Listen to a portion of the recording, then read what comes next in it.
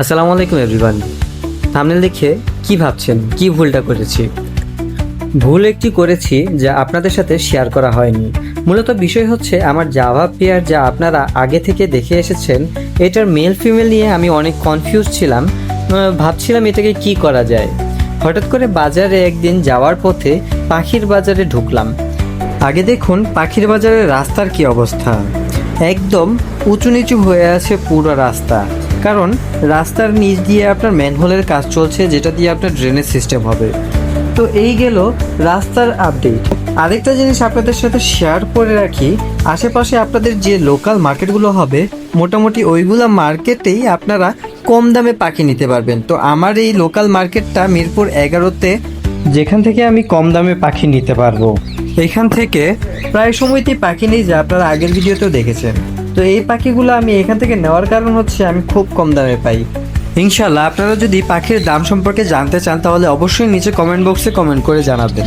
এখন বলি ভুলের কথা, যে আমি এখনও কনফিউজ যে আমার আগের যে জোড়াটা আছে ওইটা মেল ফিমেল নাকি দুইটাই ফিমেল, কারণ আমি ওদের চোখের বর্ডার দেখে বুঝতে পারছি না। কিন্তু নতুন যে মেলটা এনেছি ওইটা চোখের বর্ডার একদম ক্লিয়ারভাবে বোঝা যায় যে এটা একটা মেল।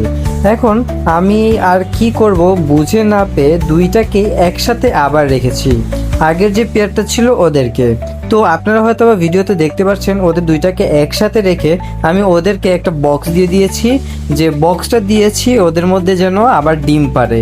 তো ডিম পারলে আমি বুঝতে পারবো, যদি ওগুলো বাচ্চা ফুটে তাহলে তো শিওর ওগুলো মেল, অথবা যদি একটু ব্লাডও জমে যদি ডিমের মধ্যে, তাহলেও আবার ক্লিয়ার হতে পারবো যে ওরা মেল ফিমেল।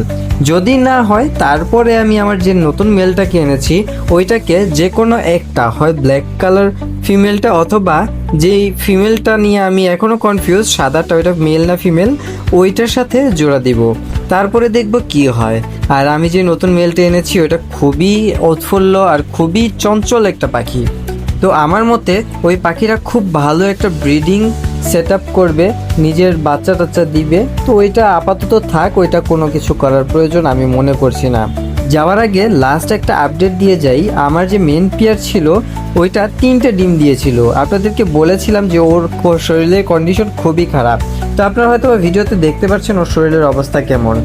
তাই আমি এক কাজ করলাম, যে উপরের যে মেন পেয়ারটা আছে ওর 4টা ডিম, আর নিচের যে পাখিটাকে আমি বাঁচ ভেবেছিলাম ও আবার 4টা ডিম পেড়েছে।